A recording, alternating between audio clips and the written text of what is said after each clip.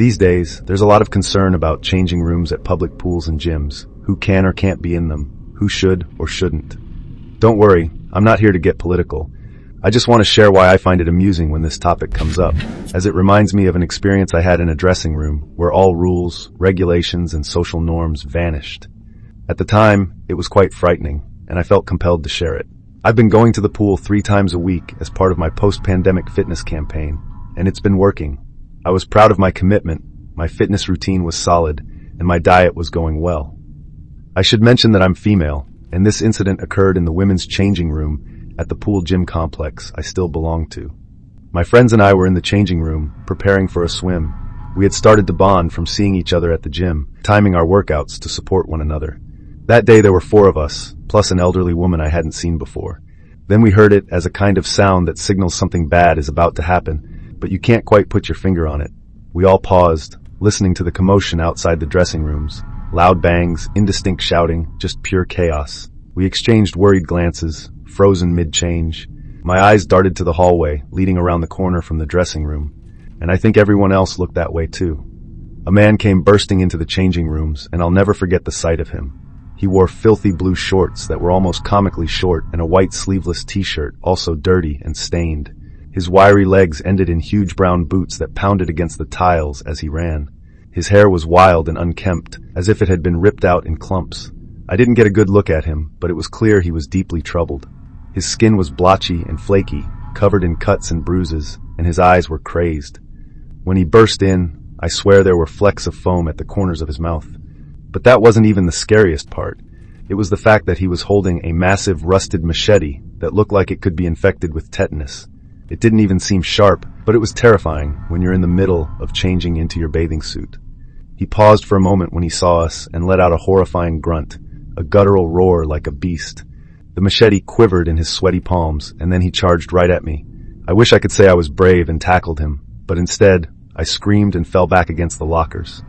He rushed through, followed almost immediately by a group of armed cops yelling for him to freeze. I barely had time to think, but looking back, I'm grateful he didn't try to take one of us hostage. Instead, he barreled through the dressing room, into the showers, and out to the pool area, disappearing from sight as the cops pursued him. He even shoved the elderly woman toward the officers, sending her face first into one of them. He caught her, steadied her, and then sprinted off. We stood there, terrified and shocked. Suddenly, screams erupted from the pool area, followed by more yelling, and then a gunshot. We just stared at each other thinking, what just happened? Did that really occur? The elderly woman was crying and shaking, so we checked on her, and thankfully, she was just shaken up. We didn't wait long to find out what had happened. None of us wanted to leave the dressing room. Who knew what was happening out there? Even though the noise from the pool had quieted, it felt tense. Thankfully, a cop came to get us shortly after and said it was safe to come out.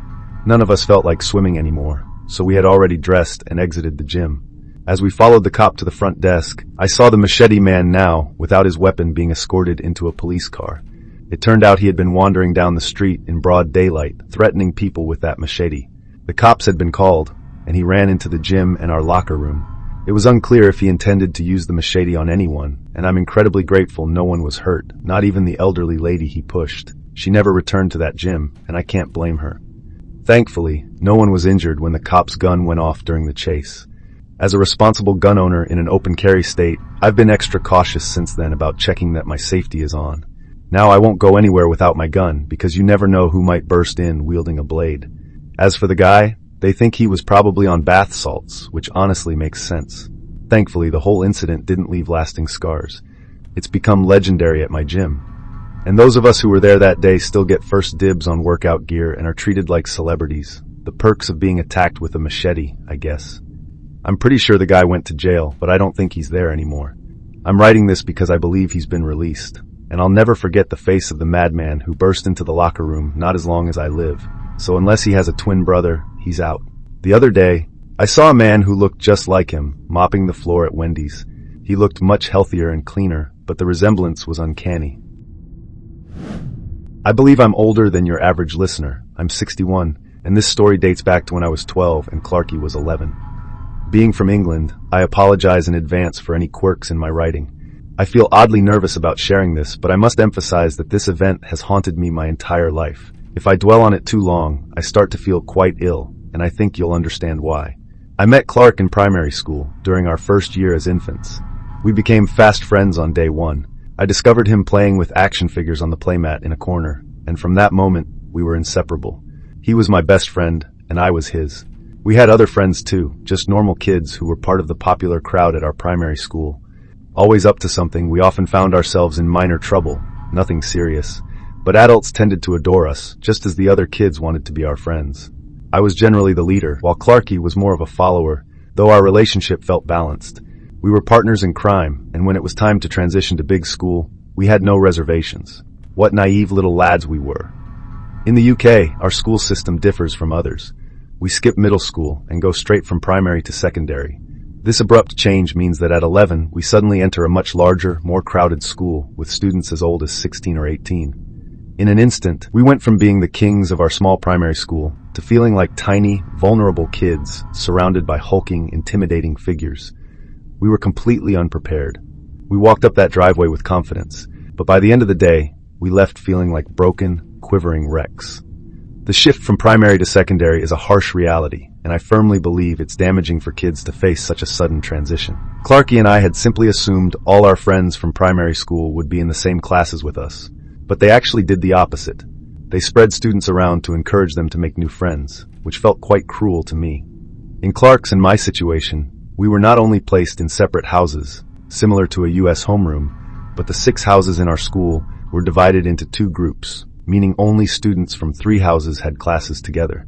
Clarky was in blue and I was in red, so we didn't share a single class. Thankfully, we could still see each other at break and lunch, but it was tough. On top of that, we suddenly became deeply unpopular. I could speculate on many reasons why, but ultimately it doesn't matter.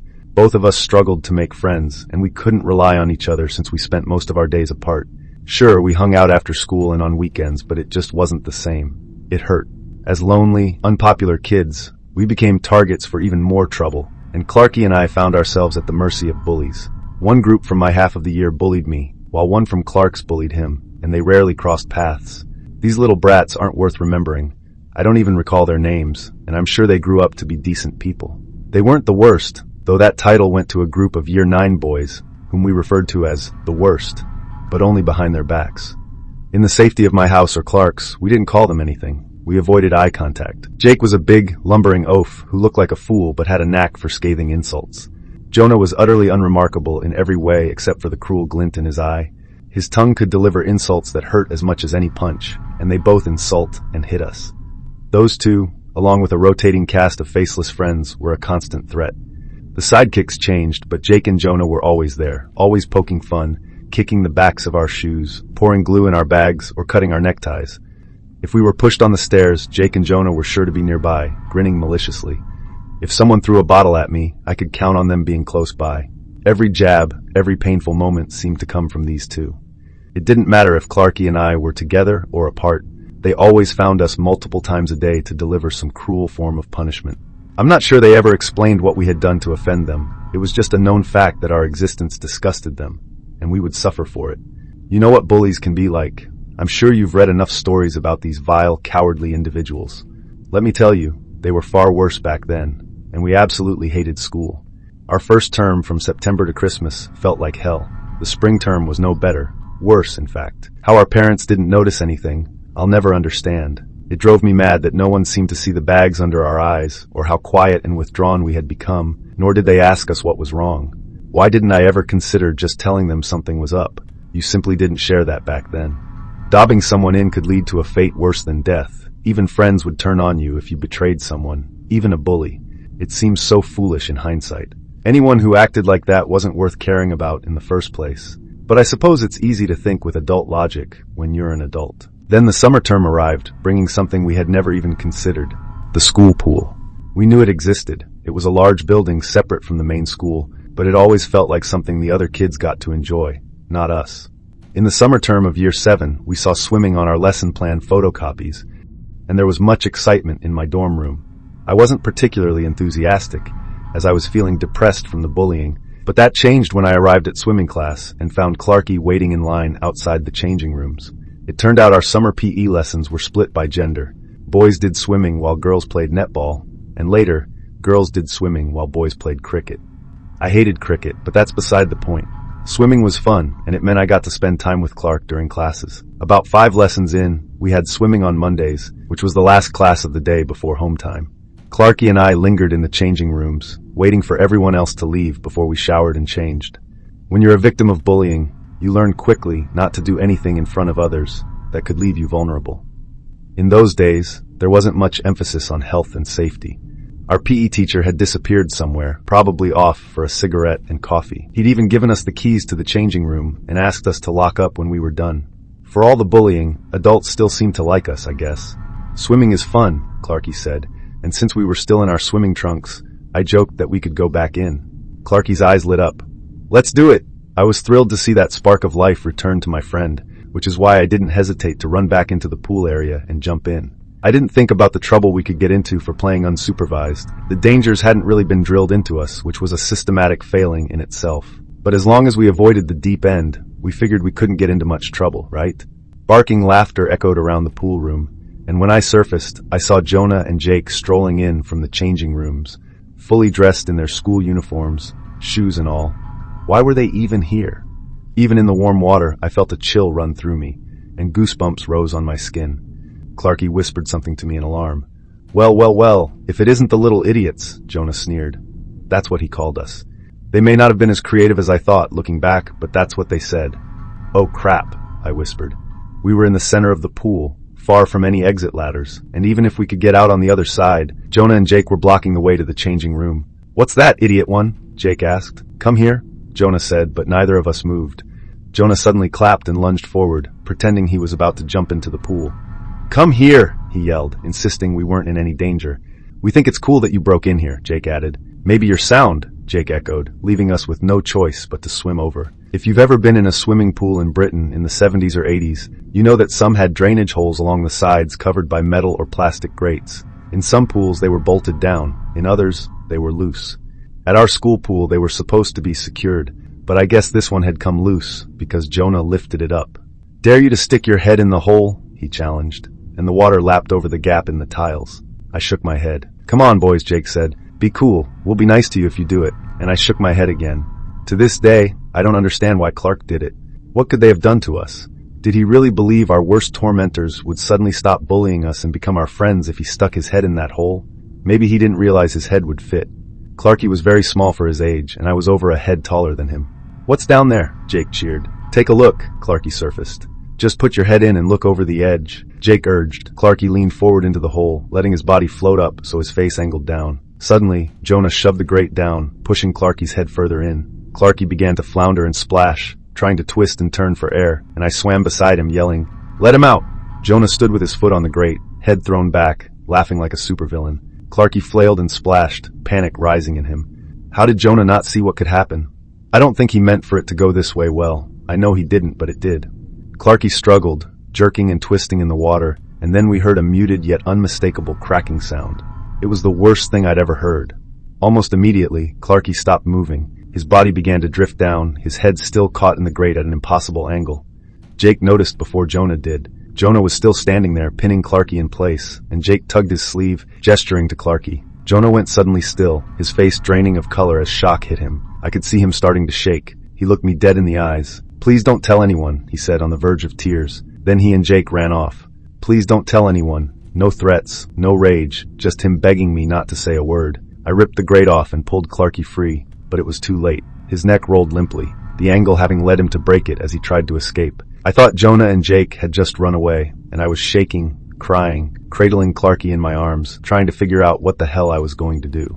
Thankfully, I didn't have to wait long because the PE teacher returned, accompanied by another teacher. They had gone to get help. At least Jonah and Jake had no chance to pretend they weren't there or involved. It was clear they knew to fetch a teacher, which indicated they were aware something was wrong. In the aftermath, I faced a dilemma. Should I tell anyone that Jonah had essentially killed Clarky, my best friend?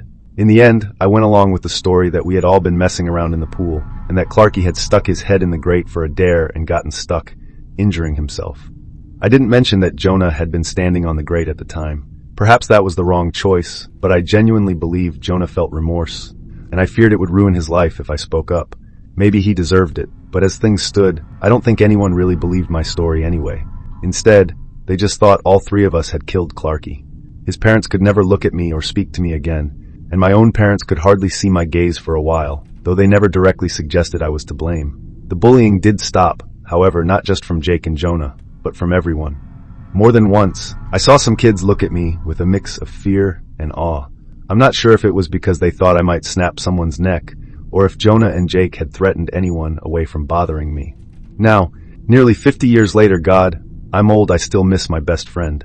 He didn't deserve what happened to him. He was the sweetest, kindest boy who just wanted to be liked. But now he's gone, and I've never spoken up about how he was killed. I have no idea what happened to Jake and Jonah after they left school, and I've never tried to find out. I hope they've made something of their lives and that Jonah hasn't wasted the opportunity I gave him by staying quiet. So I can at least believe Clarky would approve of my decision. I attended a charter school in Minnesota during the early 90s, when that type of school was really gaining traction. A new one had opened just before I was set to start, and it must have appealed to my parents. In my memory, the school was housed in a converted mansion, though I was only 5, so my recollections might be hazy. I remember it being damp and musty, with a small number of students. We little kids were on the first floor, while the classrooms for older students were on the second floor, with the teachers' rooms above that and an attic at the top. As you progressed through the grades, you moved deeper into the building. I didn't stay long enough to attend classes on the second floor, so I can't recall what they were like. However, I do remember visiting the attic a couple of times, perhaps around Christmas, and I can't quite explain it, but thinking about it leaves me feeling uneasy. I find it frustrating when someone says, now for a bit of backstory, but you need to know about the family that ran the school. Our principal, Mrs. Howe, was in charge, and she looked just like Margaret Thatcher. Seriously, they could have been twins. Her husband, Mr. Howe, was a bit of a mystery. He seemed to be a businessman who would occasionally teach us, but I don't think he was a professional teacher. He was an odd character, tall and lanky, with thinning hair and watery eyes. He often mumbled and stuttered, but when he got mad, he got really mad. His face would turn red, and his eyes would bulge when he yelled. We were all a bit afraid of him, but also somewhat disgusted. He had an unsettling presence. Mrs. Howe was usually stern, but could be unexpectedly kind, especially to me. She even gave me a Christmas present once, which puzzled me at the time, as none of the other kids received one. The Howe family had 3 children. One of them, whom I'll call Wall-E, was in my class. Nowadays, he'd probably be considered special needs. He was a clumsy, gangly kid who was always cheerful, except when he would have an accident and start crying. You could always tell when he entered the classroom because he would crash into desks and chairs, causing chaos. Then there was the middle child, a high schooler who only appeared occasionally after classes or during weekend events, likely dragged along by her parents. She fit the typical 90s goth aesthetic, and as a little kid, I knew nothing about her. She was just sort of there. Lastly, there was the oldest son, Dom. He was in his early 20s and had just returned from college after graduating around that time. As kids, we didn't think much of it, but he was always around the school, the principal's adult son lurking in an elementary setting. He was a normal guy, though very tall, and almost every memory I have from the 2 years I spent there includes him. Sports days, Christmas festivals, bake sales, he was present even during regular school weeks. I'm not sure if I'm exaggerating his presence, but you can see how this was strange, right? They were an odd family, but as a little kid, I didn't consider how unusual it was to have both a peculiar husband and an adult son hanging around the school all the time. Eventually, I did find it weird, and then it became downright terrifying. The school also had a pool. Located in the countryside just beyond the suburbs, the grounds were surrounded by trees. The outdoor pool was nestled under a forest canopy, down a path from the play areas where we had recess and to the right of the school's playing field. That first summer, we didn't use the pool at all, and I remember all of us being super disappointed after being so excited about it. However, during the second year, a scorching summer began in early May, and they hired people to clean the pool and give it an overhaul. Everyone was thrilled that the pool would finally be usable again. It had become somewhat taboo. We would get yelled at if we went near the pool area when we weren't supposed to, which was reasonable since it would have been dangerous to fall into an uncovered pool. It was always left uncovered and filled with leaves, branches, insects, and foul water. Instead of buying a cover or hiring a pool cleaner, they instilled a fear in us to stay away. Once it was cleaned and covered, we could go near it again. We had swimming lessons overseen by our teachers and a recreational swimming club on Thursdays where we could play in the pool with floaties and toys. The dressing rooms were 2 small shacks under the tree line, one for boys and one for girls. They were old buildings, and I had no idea what the school had been before. Despite being a fairly expensive charter school, they didn't spend much on upkeep. The changing rooms were absolutely foul. You had to be careful not to sit on or brush against the wooden benches because they were splintery. There were spiders and insects everywhere, and it felt gross. Often, we'd wear our swimsuits to school that day under our clothes to make changing quicker. There was a rule we weren't allowed to lock any doors at that school. This came about because one kid had gotten locked in a bathroom stall for an entire lunch break and panicked. Instead of fixing the locks, we were just told not to lock any doors. We didn't think to lock the dressing rooms, even though they had old bolt-type locks.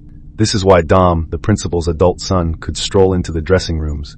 I don't know why he was tasked with making sure the kids were changed and ready for swimming. Sometimes he would oversee us in the pool, but he wasn't a teacher. This certainly wouldn't be allowed today, but in the early 90s at a charter school, it was common, especially considering what we would eventually find out. It wasn't unusual for Dom to burst in on kids changing. He even made a joke of it. He would burst in, yell "boo!" and we'd all laugh. It was just a boy bursting in on other boys. He didn't do it to the girls. I remember feeling uncomfortable about it. But at that age, I had my own issues and struggled to express my discomfort or fear. One particular day, as we were approaching summer break and it was blisteringly hot, I was dragging my heels while the rest of my friends had already changed and were in the pool. I was taking my time getting into my swim trunks. I hadn't remembered to wear them from home, so I was halfway through changing when the door creaked open. "Boo!" Dom said, his voice quieter than usual. I guessed he knew I was alone in there, but I didn't think about that at the time. My heart started pounding. I had only been alone with Dom once before, in the attic that past Christmas, and he had made me feel uncomfortable then, so I felt the same way now. "Hurry it up, Ben," he told me. "Everyone's out there playing already." I expected him to leave, but he didn't. The door swung shut behind him, and he stood there watching me with his arms folded, holding my swim trunks in front of me. The only way I could put them on was in front of him, which made a coldness settle in my stomach. I really didn't want to change in front of Dom, but he was an adult and the principal's son, so I didn't want to get in trouble for saying anything. Instead, I quickly turned my back to him, slipping the trunks up my legs. "Boo!" Dom suddenly grabbed my shoulders. I hadn't heard him come up behind me, and in that split second, imagining him sneaking up on me, I felt awful. I whirled around and fell backward against the splintery bench, cutting into my bare legs. I started crying because I was scared and hurt, which made Dom's face turn angry. "Hey, don't cry," he scolded. "I was just playing a trick on you. Don't be a baby." He grabbed my arm hard, and it hurt. He pulled me to my feet and around him again, and I wasn't used to physical punishment. I worried he was going to spank me or something. I'm not sure if I shoved him intentionally or if he tripped, but he stumbled backward and knocked against the flimsy wall of the dressing room. Suddenly, I heard a sound I wasn't expecting, a strange thump, followed by wild buzzing. Something had been knocked from the rafters, a wasp nest. An angry swarm of wasps erupted from it. Dom let out a strangled cry as they began buzzing toward him, and he ran forward, shoving me out of the way. I fell back and hit the wall on the other side. It took him a moment to open the door. In the chaos, I'm pretty sure he had to unlock it, meaning he had locked it behind him when he came in. Dom ran out screaming, and the cloud of wasps followed him. I was already crying, but fresh tears filled my eyes as I felt a sting on my right shoulder. When I went outside, it was chaotic. Teachers were swatting at the wasps while others ushered kids away from the pool. Dom was flailing at the wasps with his bare hands, still shrieking. I ran to where my friends were and got out of there. It took a while for the wasps to disperse, and for a teacher to recover our clothes, so we all sat on the playing field in our swimsuits. Nothing much happened after all that, and we didn't see Dom at school again. I heard that he suffered a lot from wasp stings. Good, the creep. When that school year ended, I was told over the summer that I would be changing to a different school the next semester. It was never explained why, but I didn't need to ask. Even at that age, I understood that Dom had tried to do something really bad, and that was a good reason for me to leave. I didn't mind leaving my friends. I had some who already went to the new school, so it would be fun. I later discovered that things were much weirder and creepier than I had realized. The principal and her husband were essentially scammers, running a school while collecting charter funding and tuition fees, all while spending the absolute minimum on upkeep, curriculum, and student safety. There were definitely some shady tax practices involved. Eventually, Mr. Howe was pursued by the law for fraud or embezzlement, a wild story, but one I can't share because the details are so uniquely strange that it would be easy to identify them. Not that I want to protect them, just myself. Maybe I'm being overly cautious. They were truly bad people. The principal was still out there, and who knows, she might be litigious. Dom, however, is not out there anymore, at least not now. My mom found out through the local paper a few years after the embezzlement news that Dom had been sent to prison for completely unrelated crimes. Sadly, in his 40s, He entered a relationship with a woman who had 2 kids and abused both of them. I don't know the details, and I don't want to. It chills me enough to think about the lucky escape I had. I try not to fixate on the fact that I'm certain the changing room door was locked when he tried to leave. Maybe I would have been fine, but that doesn't stop me from thanking God for those wasps. I hope it really hurts when they sting that predator because he absolutely deserved it, and far worse. It was late summer, and I was a 21-year-old woman finishing college before heading to med school. The key detail is that we were a group of 4 girls, all around 20 to 21, enjoying a small pool party in our shared house's raised backyard pool. It was around 10 o'clock, maybe a little earlier. We had been sipping drinks for an hour or two, and the atmosphere was lively. We were relaxed, having a great time as the sun set over the forest on the edge of our suburban property. The delicious smell of the Petersons' barbecue made my stomach growl. They seemed to be having their own backyard party. Occasionally, we could hear their music in the background when ours paused. Earlier, the Petersons had a bunch of kids at their party, but now the sounds of children playing had faded, leaving a calm ambiance. We were lounging in the pool, listening to whatever music we loved back then, enjoying a much-needed break from a grueling year of studying, work, and personal drama. Our cocktails rested on the edge of the above-ground pool as we soaked up the good vibes. We were doing nothing to deserve what happened next. Suddenly, the back gate to our property opened. This wasn't alarming since there were 5 of us living there, and Janet B. was at work, expected home soon. It could have been Claire or Dana's boyfriends or any number of familiar faces. Our house was the social hub at that time, and it was normal for friends to come in through the back gate if they heard us partying in the yard. I couldn't see the gate from the pool, as I had my back to it, but Kelly and Claire's reactions made it clear that whoever had entered shouldn't have been there. "Who the hell are they?" Kelly asked. I turned to see 3 guys strolling into the yard. They looked like typical college guys, walking over with the swagger I'd seen in countless frat boys. I didn't recognize them, but maybe one of the girls did, and alarm bells hadn't started ringing yet. "Can we help you guys?" Dana asked. A quick glance at Claire and Kelly told me they didn't know them either. The lead frat guy flashed a big goofy grin, and even without any real evidence, I sensed we might be in trouble. He had a wolfish, predatory look that made me uneasy. "We were just in the area and thought we'd swing by," he said. Kelly, always the smartass, shot back that he should swing back the way he came, which made him laugh. "No, seriously," I interjected. "Are you guys looking for Janet?" They exchanged glances. "Janet? Sure," the bigger guy in the back replied. They introduced themselves probably with fake names, I thought later, and I don't remember what they said. So I'll just call them Chad, Brad, and Vlad for the story. Might as well find some humor in an otherwise terrible situation. "Well, Janet's at work," I told them. "I'm not sure when she'll be back." Chad grinned again, saying, "That's fine, we'll wait." "Why are you looking for Janet?" Claire asked. "Oh, you know, she owes us," Brad said. "Janet? Really?" I responded. Janet was the most sensible of us, least likely to owe anyone money, and most likely to be working while we were partying. I pressed them further since Chad was edging closer to the pool. "Yeah, she owes us, but any of you can pay up on her behalf if you want," he said. "Yeah, no thanks," I thought. To explain our pool, it was one of those above-ground types that could be assembled and moved, not built into the ground. It was somewhere between a pool and a hot tub, bigger than a hot tub but without jets or heating. Getting in and out required a ladder that clipped over the pool's edge. One side went straight down into the water, while the other angled out like a slide. Without the ladder, you could drag yourself over the side and fall onto the grass. But that was awkward and undignified. Not something I wanted to do in front of these guys. That's why it was alarming when Vlad silently lifted the ladder away from the pool. "Hey, don't be a jerk," Kelly said, swimming over to that side. I sighed and rolled my eyes. I still wasn't scared. The boys had been boldly entering our yard, and I was sure they had to be connected to one of us. Could it really be sweet, square Janet? "Just making sure you stay where we can keep an eye on you," Chad said, his voice dripping with cruel teasing. "Yeah, we don't want you to attack us," Brad added. "That's not what I meant, idiot," Chad snapped, annoyed that Brad had interrupted his joke. All 3 of them were eyeing us, their gazes drifting across our bodies. We were in bikinis, and while the sun had almost set, the garden was brightly lit by our outdoor lights. I strained to hear if the Petersons were still in their yard and thought I could. That felt reassuring. If anything went wrong, I could easily call for help.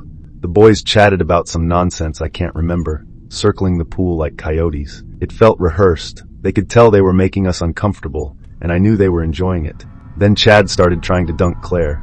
If Janet was the sensible one, Claire was the shy one, the least likely to appreciate that kind of roughhousing.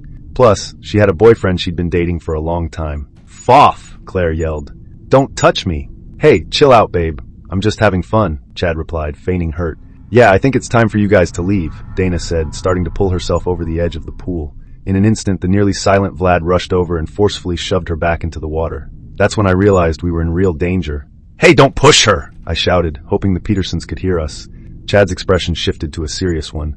I suggest you shut up and start talking, he said. Talking about what? I asked. I glanced at my friends and noticed that Kelly, usually the loudest and most confident among us, had been unusually quiet. Kelly, do you know these guys? I asked. She shook her head. No, I don't know them. But so it's you, Chad said, striding over to Kelly. The three of us instinctively moved closer around her, with only the pool walls separating us from them. What's up? Dana asked. She's the one seeing our good friend Pete, Chad said. Kelly had indeed been seeing a new guy, Pete, who Dana and Janet didn't like much, but I thought he was fun. He was a bit of a stoner and didn't take things seriously, not long-term material for Kelly, or so I thought. You're friends with Pete? Kelly asked, looking relieved. Well, he wishes, Chad said. Pete owes us a lot of money, and we thought the other girl was his piece. But if it's you, maybe you can pay the debt. How much? Kelly asked, her face paling. I kept glancing toward the Petersons' yard. Don't even think about it, Brad growled, grabbing my shoulder as Chad grabbed Kelly and Vlad grabbed Dana. Claire shrieked and backed up to the center of the pool. Stay right there, Chad told her. Then, as if to demonstrate why, the three boys dunked us underwater and held us there. It wasn't hard to slip out of their grasp. We weren't in danger of drowning, but it still hurt and was terrifying. We joined Claire in the center of the pool, and that's when things began to escalate.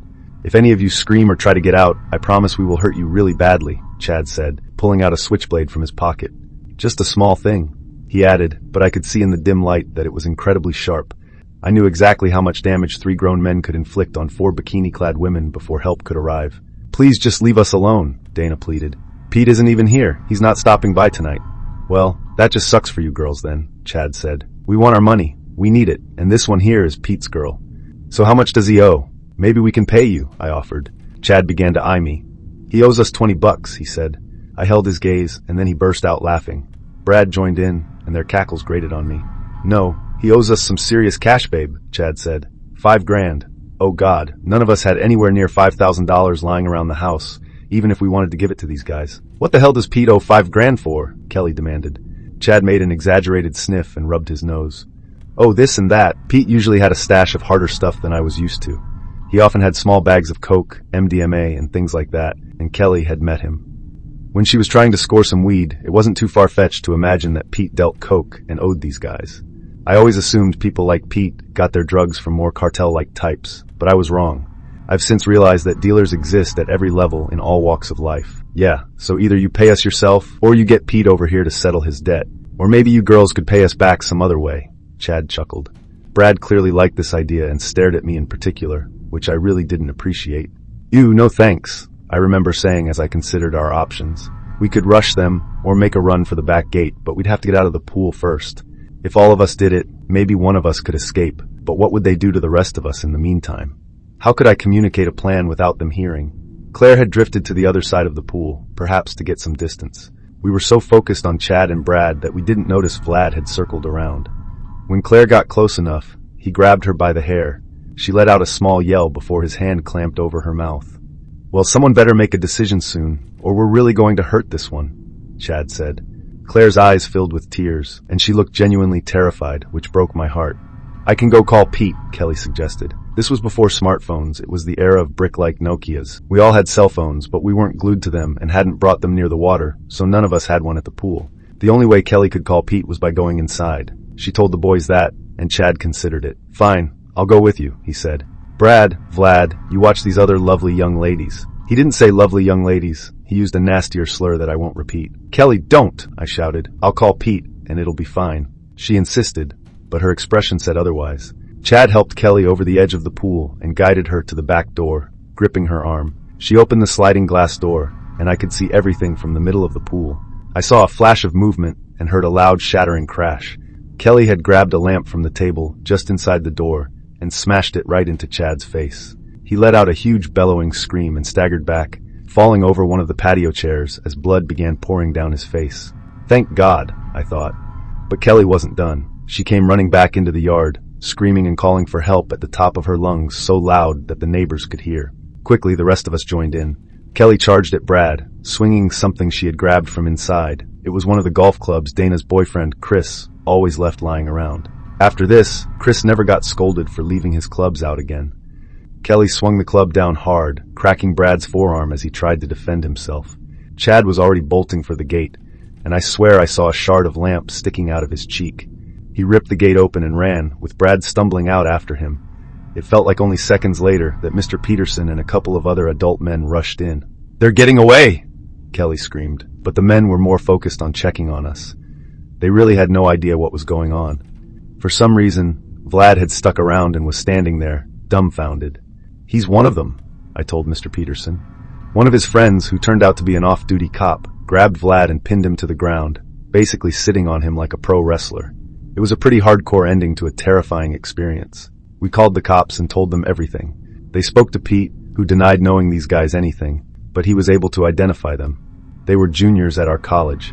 Trying to get them charged for what they did was tough, since the only ones injured were Chad and Brad. We aimed to push for assault charges, but in the end, we settled out of court with their families. Their parents were super embarrassed by their dumb sons. It wasn't a great payday, and it didn't feel worth it. I wished we could have done more to punish them, but at least the drug stuff wasn't something their families could buy their way out of completely. They avoided jail, of course. Money always talks, but they still faced some real consequences. Expulsion, probation, all kinds of things. They knew better than to ever come near us again. Chad also had a wicked scar from that lamp. I remember thinking it was cooler than he deserved, honestly, but I doubt he thought so. You'd think Kelly would break up with Pete after all that, but no. I'm not kidding when I say they eventually got married, had a kid, and are still together to this day. We stayed in that house until our lease ended, and then eventually moved out.